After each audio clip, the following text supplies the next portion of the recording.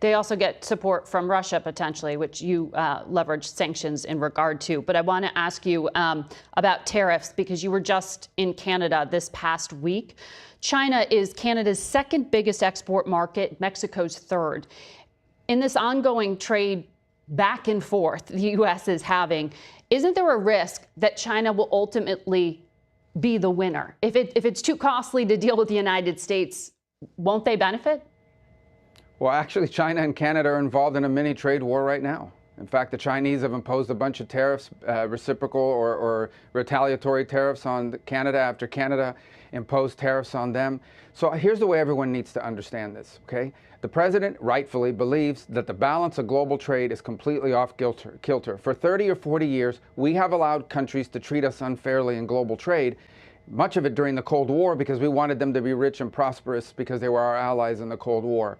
But now that has to change. You look at the European Union. The European Union's economy is about the same size as ours. It's not a low-wage economy. It's very comparable to ours in terms of its composition and so forth. Why do they have a trade surplus with us? So what the president is saying is two things. Number one, there are critical industries like aluminum, like steel, like semiconductors, like automobile manufacturing that he rightfully believes, President Trump rightfully believes, the U.S. needs to have a domestic capability. And the way you protect those industries and build that capability is by ensuring that there's economic incentives to produce in the United States. The second is global, and that is we are going to put tariffs on countries reciprocal to what they impose on us. And so this is a global. It's not against Canada. It's not against Mexico. It's not against the EU. It's everybody.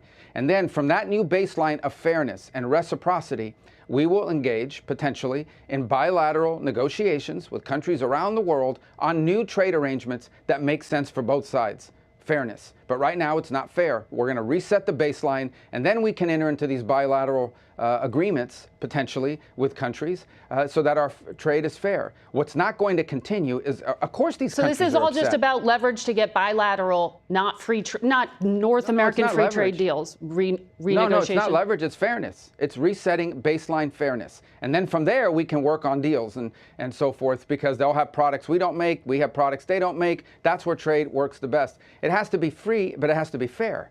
And right now it's only free on one side, and it's not fair for the other side. Well, you know, it's an sir, unsustainable position. The ad hoc nature of these policy announcements and pullbacks are causing concern in the marketplace, as we saw this past week.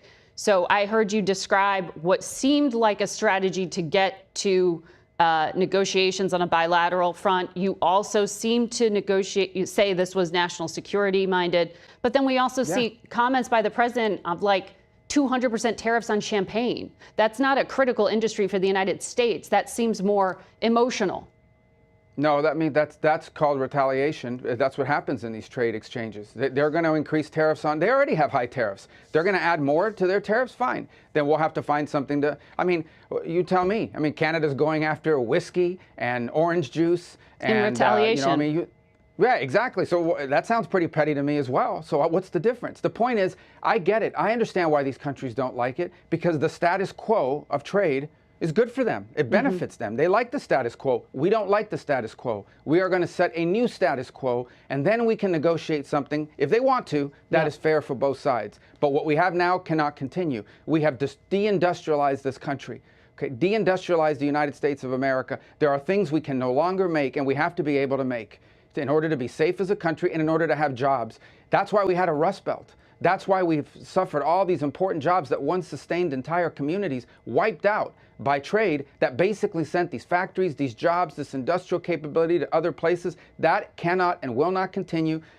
President Trump, this is no mystery. He's been talking about this since the 1980s, actually, even before he was a political figure. This is going to happen, and it's going to happen now. I want to ask you about